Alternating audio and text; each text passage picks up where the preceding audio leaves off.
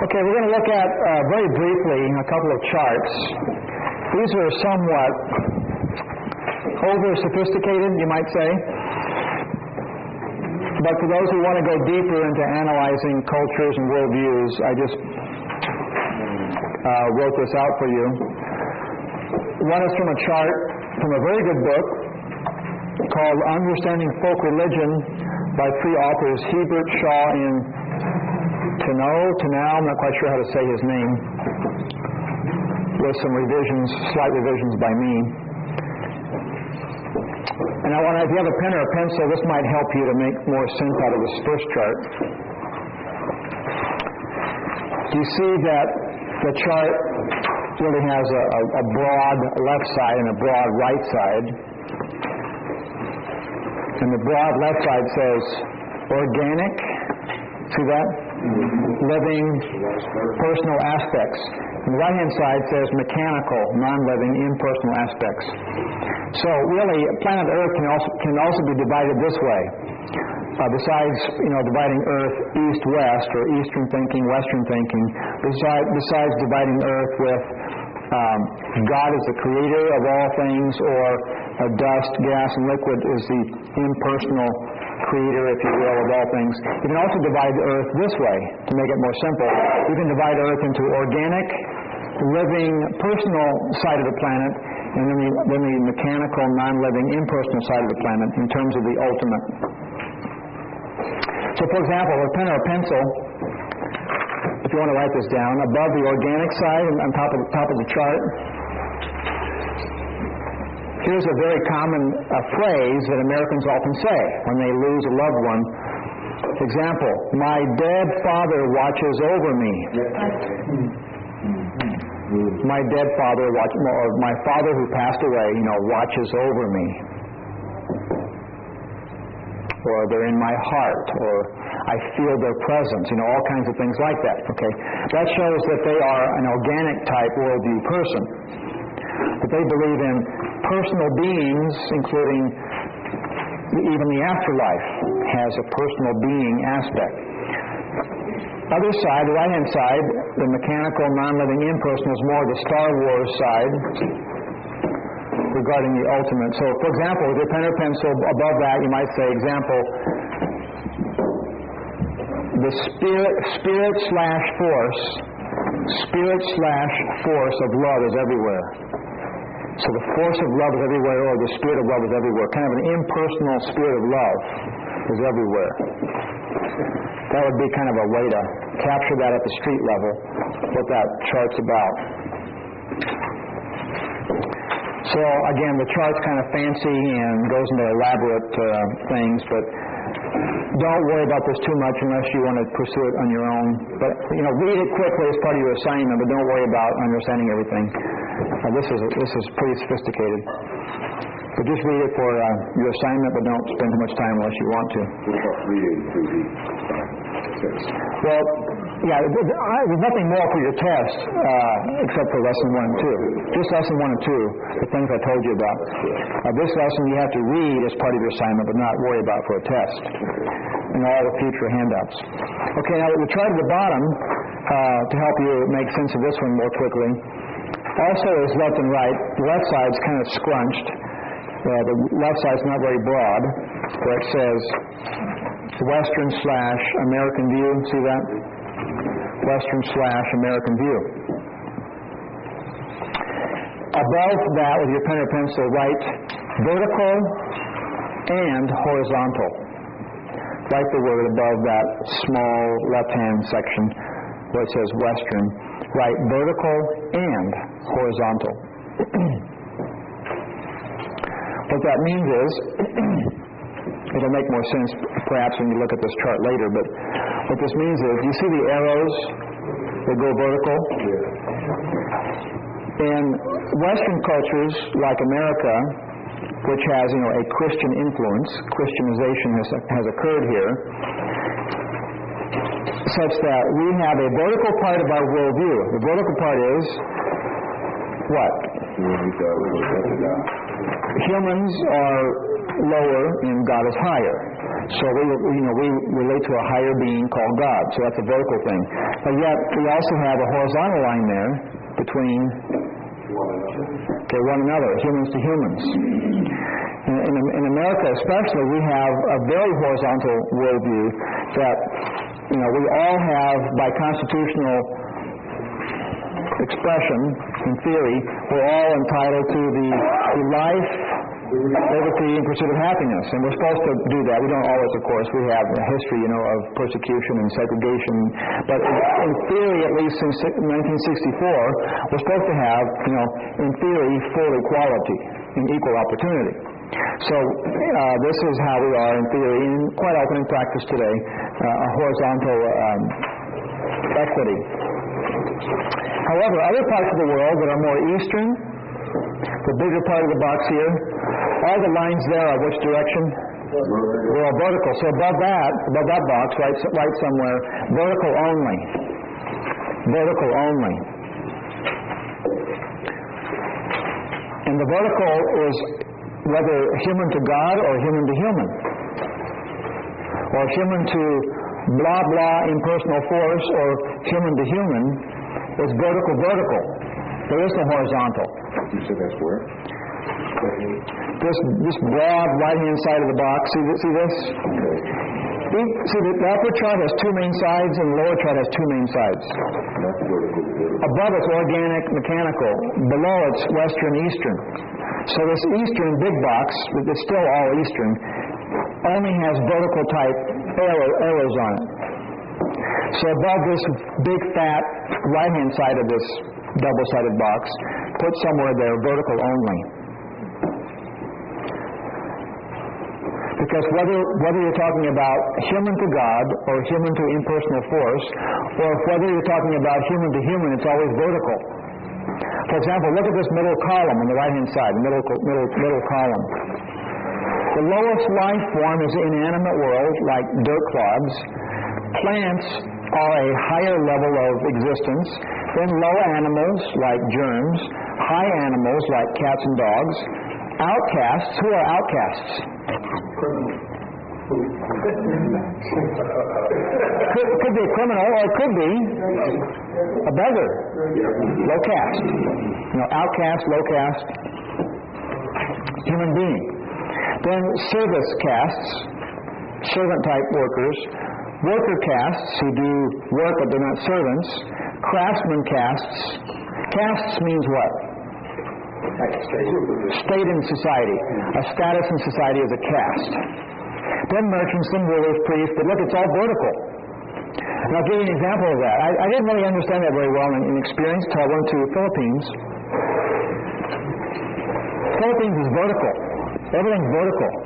Human to God's vertical, and human to human's vertical. In America, the human part's horizontal, but in the Philippines, I would talk to people sometimes, say, I go up to anybody, if they're in front of me, I say hi to them. I say, hi, how you doing? And if they were a certain kind of person, they'd be like this. Fine.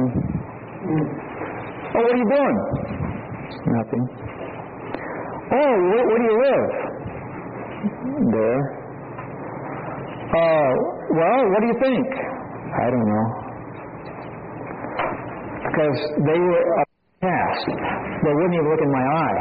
No eye contact. Because they're not allowed to in the culture. So they're too low to look at me because I'm a teacher. And the teachers are very high. So I'm surprised he or she would even talk to me, but they couldn't make eye contact, kept their head down, and they would never initiate anything. They would never initiate. They only answer questions, and only to a minimum level. In America, though, for the most part, you can go to a so-called low-income, minimum wage, or even a jobless person, and have a conversation, right? And then they look in your eye. You can go to a person who lives in the street and have an eye-to-eye conversation. So our culture is more horizontal, but some worldviews are only vertical. So does that make a little more sense? So we have these fancy charts here, but that's kind of the bottom line. Western culture is more vertical and horizontal. More Eastern-type cultures are sometimes strictly vertical. Everybody has their place, and you kind of go up vertical and find your niche. Whereas above, some cultures are also organic, personal. Some cultures are more impersonal. Some Hindus focus on the impersonal. But the ultimate is an impersonal thing. They're trying to escape the illusion of personal and focusing on the impersonal. Whereas we over here would say, no, life is more meaningful if it's personal, organic. So that's kind of a summarization of those charts. Now for some more human interest stuff. This next handout is about ethics and values and how different our values are around the world because of our worldview.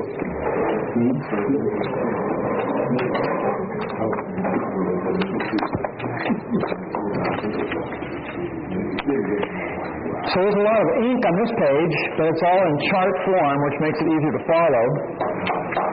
This is from a chart by a person named Adame, I'm not quite sure how to pronounce it. Adame. I revised this a little bit to fit on the page, but this is from someone else's work. Anybody here ever been, has ever lived overseas? Where'd you live? Holland. You, sir, Randall, Pastor Randall. Germany? Raymond? Korea and Vietnam. Okay. For a few months. Donald? And France. Anybody else? Japan. Okay. Now, this page, I think, will be perhaps more experientially interesting for those who have lived overseas. But even if you've only traveled on vacation or just, have heard about things about other cultures, I think you'll find this quite interesting about how different we are in many ways, though we are all humans in God's image. We all have such amazing, interesting differences. We'll look at a few examples only. This is such a big chart, but let's go to the first example called outer and inner life and emotions. And the categories are concept, values, ethics, priorities, virtues, skills, and vices, results. So look at this. Cultures on earth are usually one or the other. They're usually outer life controls the inner, or their inner life controls the outer. What do you think America is? For majority of people. What would you say? Inner controls the outer, or outer controls the inner for the majority of people? I think if most Americans are materialistic, which I think they are, then, so would you agree that majority would be outer controls the inner? Okay. Now the Christian life should be what? Ideally. Inner controls the outer. That's how it should be. Okay, now how does that play out? If you go to values and ethics, a person who thinks or lives out their philosophy without maybe realizing it, if they're an outer to inner type person, the outer life controls the inner, then regarding the consequence in values and ethics, they are what? Free expression and excise suffering. That means, try to cut out any suffering in your life and try to express yourself the way you want to and look for being happy. Because happy isn't happy an outward circumstance? What is the inward thing that we think is a higher thing in Scripture? Joy. Joy is inward. No matter what the outside circumstances, we can have joy, right? Joy in the Holy Spirit, joy in God. But a person who lets the outer control them, then they're dependent upon things being okay outside of them. So they're going to try to make their exterior world make them happy. With a plasma TV and nice car and motorboat, and that makes them happy. Whereas we can be happy, or joyful without that. We should be. If we have God in us, we should be controlled by our inner life. So people are very different this way. There are people who are outer controls the inner, and people inner controls the outer. So this is a very simplified way of looking at people into those two major groups.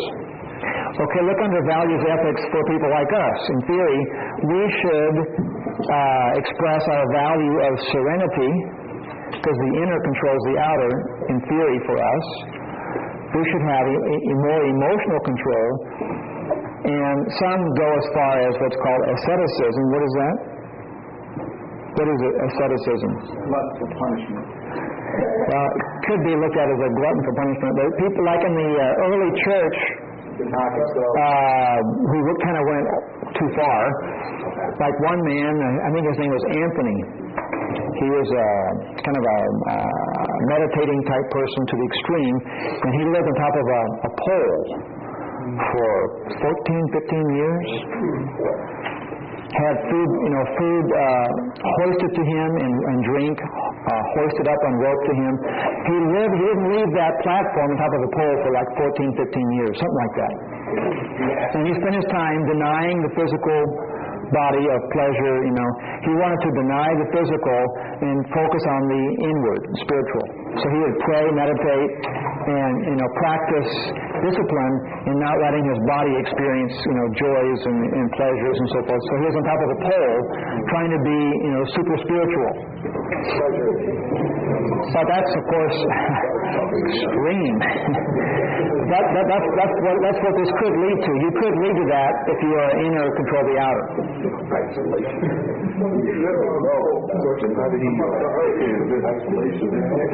I'm sure he has a basket or a pail was brought up, and then he put the business in the pail and brought it down. What do you mean by business now? Define business. Define, give the evidence, critique it, application. Put that in your worldview box. We would not stand by there at the bottom of the pole. Moving right along. Quickly. Okay, priorities. If your outer life controls the inner, priority is create conditions of life-causing happiness. Build your dream house and buy the clothes and so you can be happy externally. Whereas people who are like us, hopefully, that the inner life controls the outer, then we should have as a priority develop a strong soul and hopefully even be impervious to suffering. That even if we do suffer, we still rejoice in the Lord. It's hard to do that, but that's the goal. That you'd be that mature. I would be that mature. I would be impervious to suffering, such as I would not moan or complain or criticize God, but I would just accept that for the time being and just praise God and have joy anyway. That's the ultimate priority. Okay, under virtues and skills, the open controls the inner person as a positive thing. They have more openness, perhaps, more honesty. They are creative, and they have a lack of inhibition.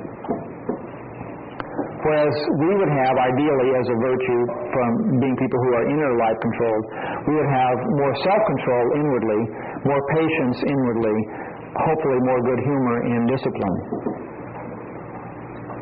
So, for example, if you're stuck in traffic, if you're an outer life controls the inward, what is the possible weakness of the outer life controlling the inward if you're stuck in traffic?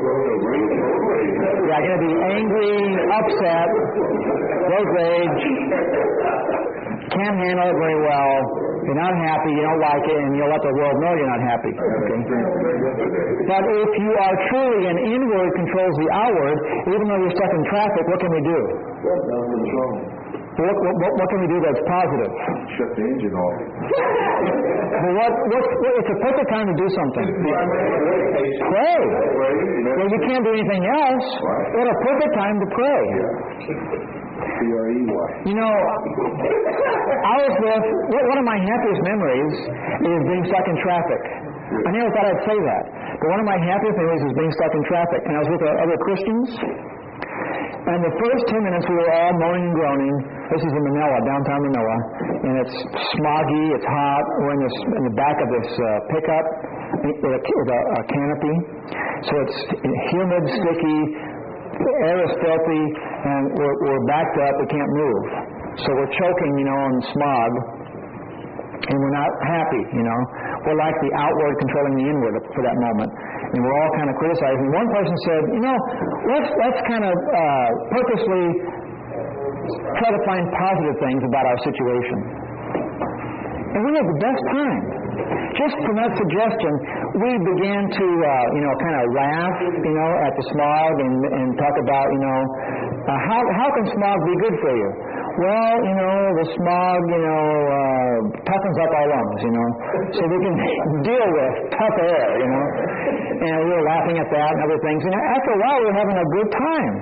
And we prayed also and, encouraged each other and talked about positive things. And we were like 2 hours in that situation. We didn't move for 2 hours. Yeah, and so really, that was the most fun we had that night. We went somewhere eventually and did other things, like we ate at a restaurant. But the fun part was being in the smog and the traffic. That was the highlight. So that's what can happen if we really let the inward control the outward. Okay, jump down to relational identity. Relational identity on the left. This is very interesting that I've seen in my experience as a missionary. Some cultures and worldviews are like the first one. Your core identity is as an individual. Yourself. Isn't that American? Yeah, very American. Again, if you compare America to the Philippines, and maybe those who are living overseas, you can relate to this, but if you're in the Philippines like I was, the Philippines are very much number two. Your core identity is not as an individual, but a member of a group. I'm guessing that's Korean, maybe Japanese. Am I right about that? I think the European people who are in Europe would be more like the individual. Maybe not, I don't know. But is Korean, Japanese more the group is your identity? You're part of a group. That's economically expedient in America. To make sure that people identify themselves more by their grouping so that we have order. You're talking about America now. Yeah. But isn't it true, though, that America has more of, I want to do things my way, the Frank Sinatra thing? Isn't that more common that people, in their heart, they want to be their own person and do what they want to do? Could you argue that would change based on situation and environment? Oh, sure. I mean, anything can change. But okay, would you at least say that there are many Americans like that who are independent-minded and they kind of want to do their thing if they can? Yeah. Okay, so you could find many Americans who are the first kind, but whereas in the Philippines you find almost no one like number one. Yeah. I would even say perhaps there is no one in the Philippines that's number one. Everyone in the Philippines, or at least 99%, are number two. Their identity is with the group. The group is like, they all move together, they all come together, they all eat together. No one does things alone. Now, do Americans ever go to the movie alone? I do. Anybody else go to movies alone sometimes? You ever go to a restaurant by yourself? Anybody go to a fast food place by yourself? You ever go for a walk by yourself? You ever drive a car by yourself? Filipinos, never. Never drive alone, never walk alone, never go to a show alone, never eat alone. They're never in a house alone, they're never alone. I know Filipinos who have never been alone once in 50, 60 years. Wow. When I taught a class on spiritual discipline, and I made them as part of the class, you have to be alone and meditate alone for 4 hours, as an assignment. They did it. And it's funny to hear what happened when they did that. One pastor, who had never prayed ever alone. Can you imagine? They don't even pray alone. At all. So he had to, because I made him as the assignment. So he said, okay, I did what you said, Pastor Watley. I went to this beach, and for 4 hours I was alone meditating. he said 3 times the person, this is a beach resort, okay? 3 times the person who manages the resort came to me out of deep concern, the Filipino manager, out of deep concern saying, "Are you okay? We can call an ambulance. I can call a doctor. I have a friend who's a psychologist." What he meant was he was afraid he was going to commit suicide because he thought, "Oh, this person's not well. They're alone." And in the Philippines, you don't do that. You're never alone. Never, never, never alone. Ever, even for a minute. So that's how radical part of planet Earth is. The worldview is you are part of a group. America is so different from that, at least many of us. We do a lot of things alone. So like these driving lanes, 2 or more drivers, 2 or more passengers can be in the what's it called? Carpool lane or whatever, Here, they're usually empty because we're alone. We don't qualify. In the Philippines, they could all use the carpool lane and the single lane would be empty there. It would be vice versa. So. Wow. So look at the values and ethics. First kind of person, you look to be authentic. I want to be my own person, authentic. I want to be independent. I want my equal rights. I want my opportunity. I want self-realization. I want to make a name for myself. That kind of a thing. Go west, young man. Make a name for yourself. Find your fame and fortune. And when I finished college, I went out by myself from Texas to Oregon. Didn't know anybody. So I was alone driving my Volkswagen and looking for a job, looking for my fame and fortune. So I was very independent, number 1. Number 2, though, would be this value. Group solidarity, harmony, fitting in. Not standing out. You want to kind of blend in and not be recognized as an individual person. You want to be part of the solidarity with the team, and you're very uncomfortable being in the spotlight. So, and there are other consequences as you move through the chart. Okay, let's move down to sex and gender. What a controversy this one is. Today especially. Some worldviews, and America is probably split on this one today. There are pastors, churches, people, worldview people who are gender equality people. Males and females are totally equal. And they can do all things. They can be pastors, they can be presidents, They can even be the head of the house if they vote that way. It's like a toss a coin. Males can do this, females can do that. It's up for grabs. It's total equality. You pick what you want to do. There's no set and concrete gender difference. And of course, as an extreme of that one, what is now the hot issue as an extreme about marriage? You could have, to show equality, that males and males can be married, females and females, because everything's equal. Everything's all horizontal. You don't have these distinctions. And then, of course, the second thing, the second view, which is a complement to that, is gender difference. That males and females are different, and therefore the roles in life should reflect their difference.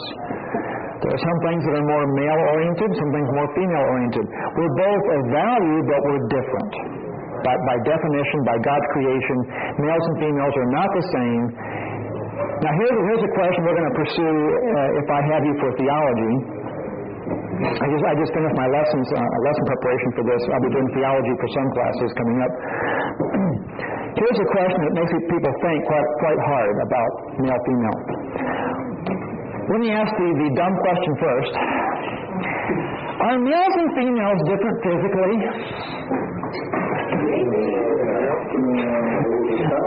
Let's hope so.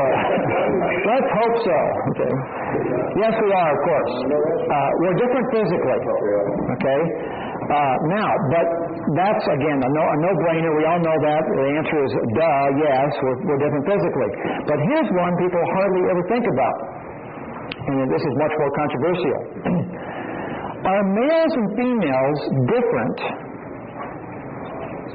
from conception in the womb? Are our souls male souls versus female souls? When God, or when, depends on your view of how we are transmitted from our fathers and mothers, are we who we are because, of the DNA from mothers and fathers only, or does God, touch each soul and gives us our own personality? There's different views on that. But however we come to be what we are in the womb, is our status in the womb, is our soul generic? And culture teaches us, act this way if you're male, in your mind, emotion, will, act this way if you're female, or, without anybody coaching us, do we have in our soul, our invisible spiritual soul, not the body, are there male souls and are there female souls?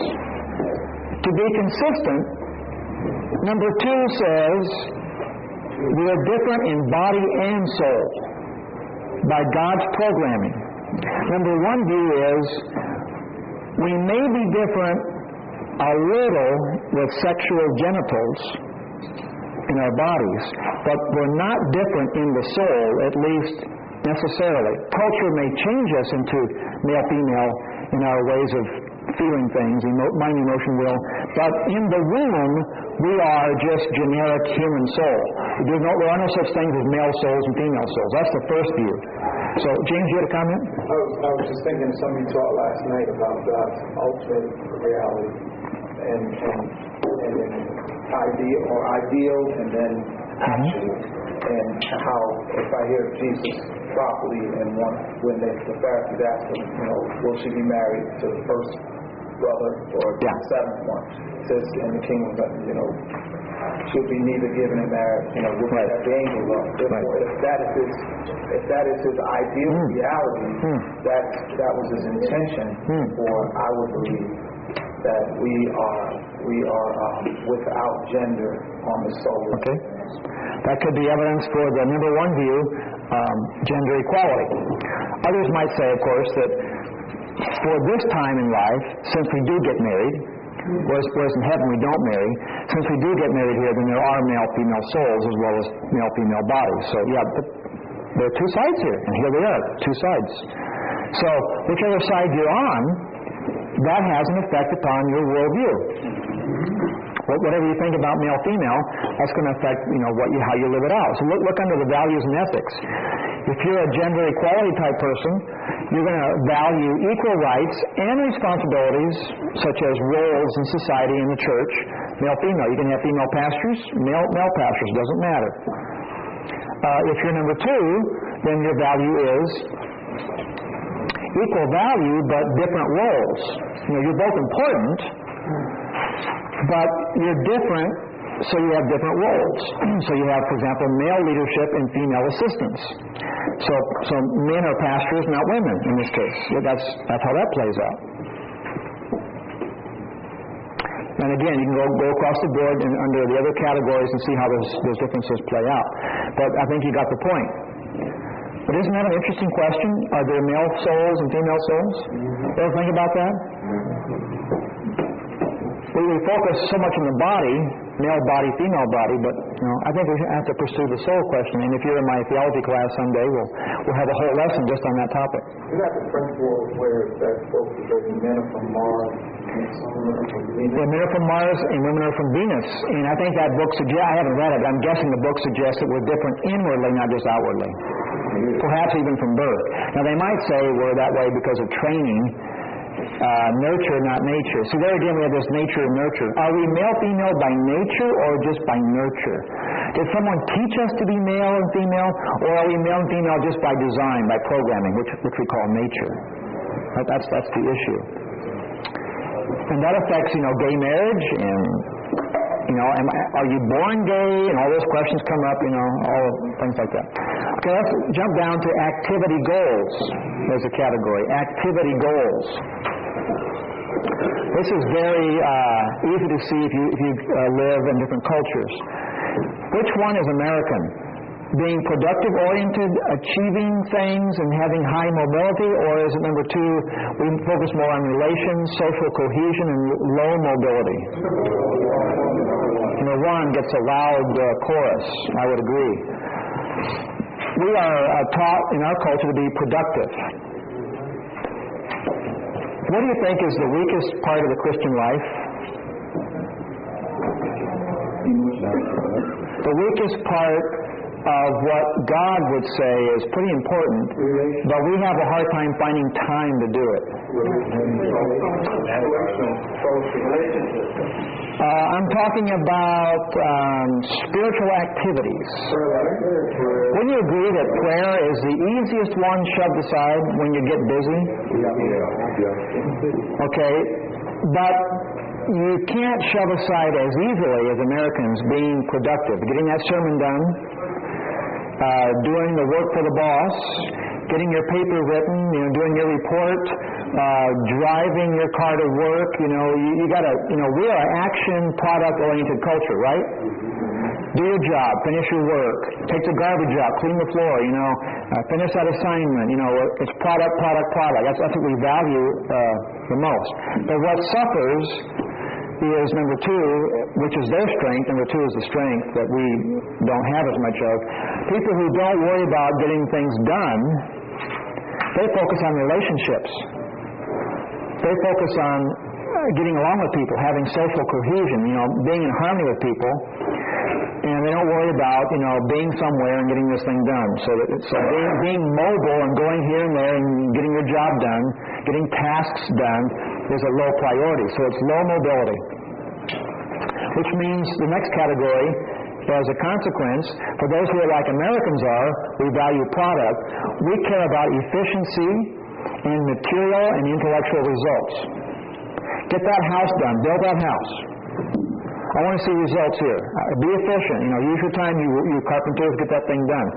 Other people, because they're more relational oriented, they don't worry about product, then they value relations and people and personal status. Being friendly or being looked upon as a good person who's friendly and treats people well. So, when you go to the Philippines or Micronesia, like I did as a teacher, and I say, I want you to be in class on time every day. You think they were? Often they were gone or came really late because, who said that? Yeah, they saw a friend on the way to class, and the friend wanted to have a cup of coffee and talk. And it's impolite to say, no, I got to be somewhere. I have to produce for my teacher. He wants me to be in class as a product and do this, taking a test as a product. But here's an interruption. A person wants to have coffee and talk. Well, they value relationships. So it would be to them much more negative to say, I got to go and do the product. So they chose to have coffee, talk one time, and made me unhappy because I'm a product person. I want you to be in class and do your product. Learn your information, which is a product, and give me your paper, which is a product, and pass the course with a grade, which is a product. They are easy come, easy go, I just want to have the relations, Why can't we all just get along, kind of thing. So you have conflicts, I'm like, I want to get, I have to get my grading done, I want to get that paper in my hands, I want to see a product. And they're like, take it easy, Professor Watley, I'm trying to maintain good relationships here, So it's a clash of worldviews. And also product is being on time. When you're a product, people like Americans are, we have watches, and we care about, you need to be here at this time, to do your product. And they don't even need watches in Micronesia. If they have, they're just for fun. Decoration. Art, it's art. They, get this. When church services start, the foreigners there, on time, 9 o'clock, it says church 9 o'clock, we're there, and they come about 10:30, 11 sometimes. I'm not exaggerating. Sometimes they come up to 2 hours late. Oh, and then when it starts, they say, 9 to 10 is the service. Okay, well, it started at 11, and then sometimes it goes till 3. Sometimes they have 4-hour services.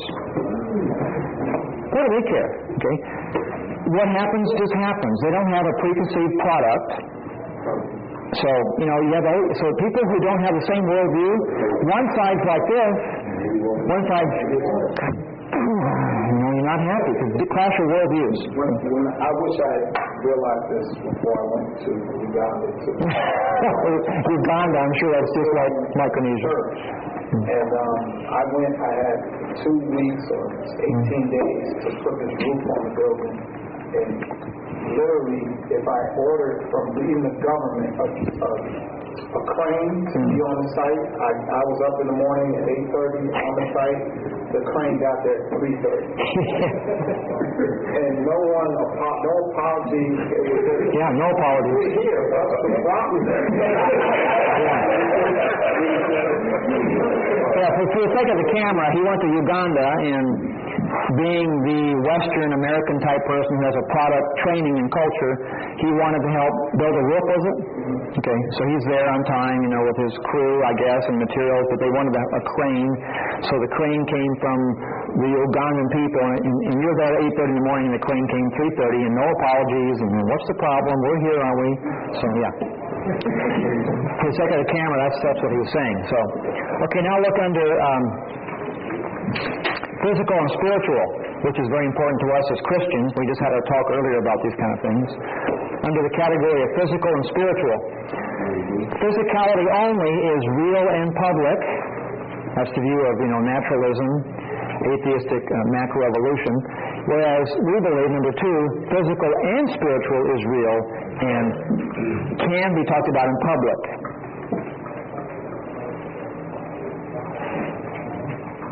So, as a consequence for a value and ethic, the first view, physical only, they would value this: bring all life under physical explanation and control.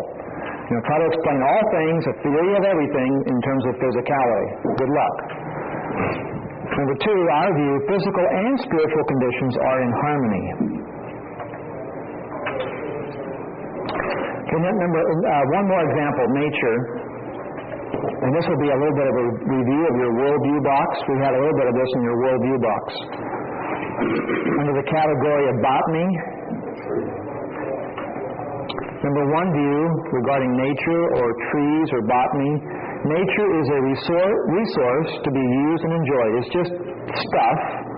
It's just lumber. It's just for shade, whatever. It's a resource to be used and enjoyed. Number 2, to some people, that tree is not just a tree as a product or a material thing. It's a power to be served or a valued thing to be protected. As part of Mother Earth, or there might be a tree god in that tree, or it might be part of God's manifestation, the pantheism. So you protect the tree, and you may even serve it or worship it, but it's a sacred thing. You don't just chop it down so casually. So number 1, as a value, that leads to extract as much profit and pleasure as possible from the forest. If you want to make money as a lumber guy, you cut them all down, you get what you want. You want your money. Or if you want to go there and, you know, climb trees and swing on ropes for personal pleasure, you do that. If you're the second kind of person, you go into the forest with respect and maybe even fear and awe to give appeasement.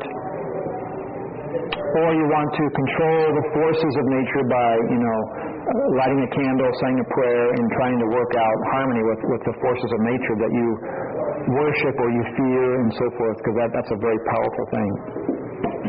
Anyway, that just shows you a glimpse of how different we are. You know, we all look the same on the outside, but inside we are so different in our worldview regarding simple things like male, female, and trees, and so forth. So, now, I have one question. We have a few more things to do before we go home tonight, but go ahead, Pat.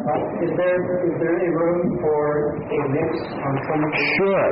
On the non-negotiables, I understand. Yes. Is there a way... Yeah, sometimes there should be a mix. Yeah, not an either or, but a both and. Yeah.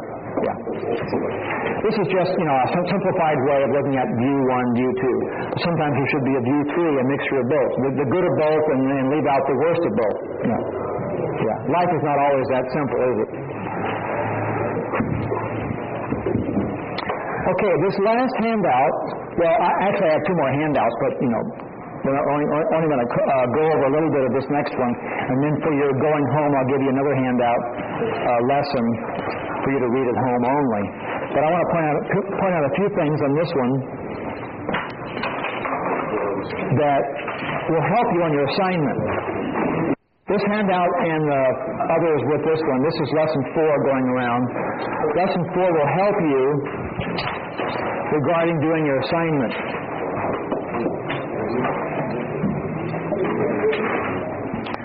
So try to pay attention.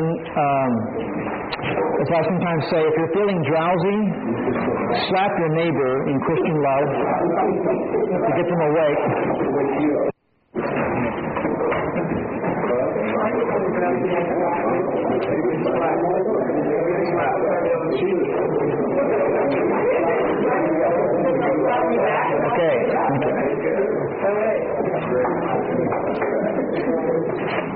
Okay, top of your page, if you don't want to worry about remembering this, you might want to write this down. This lesson 4 is purely about ways to discern, ways to analyze, ways to critique various worldviews, like your assignment, your worldview box. So you'll notice here at the top of the page, you have these 7 C's that are part of that box. You may, if you want, so write this down to have an easier time to remember this. Write down top of your page somewhere. You can use any and all, well, probably not all, there's too much, but you can use any of the evaluation tools in lesson 4. I think there are 4 pages here. So you can use more than just the 7 C's. You can use any of the 7 C's or anything else in this lesson 4. There are 4 pages of all kinds of ways to discern or critique views, to discern views. So if anything helps you in this handout, that's what it's for.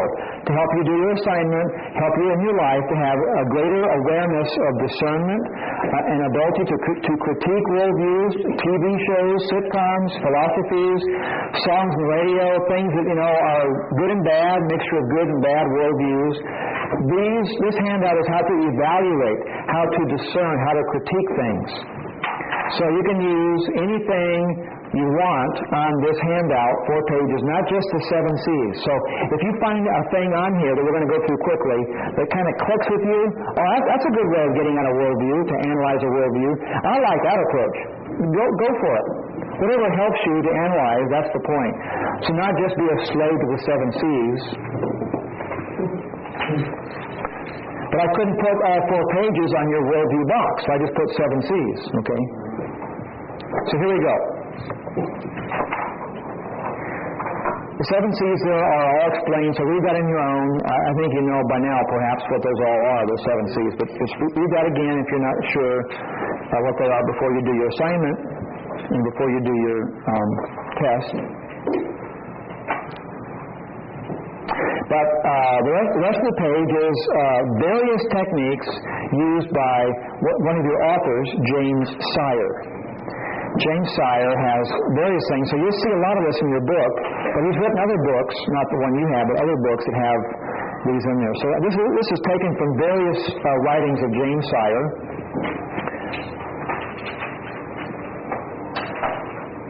But I want to look at the quote. Look at the quote under his name. Look at the quote under his name. He says, "For any of us to be fully conscious intellectually, we should not only be able to detect the worldview of others, but be aware of our own.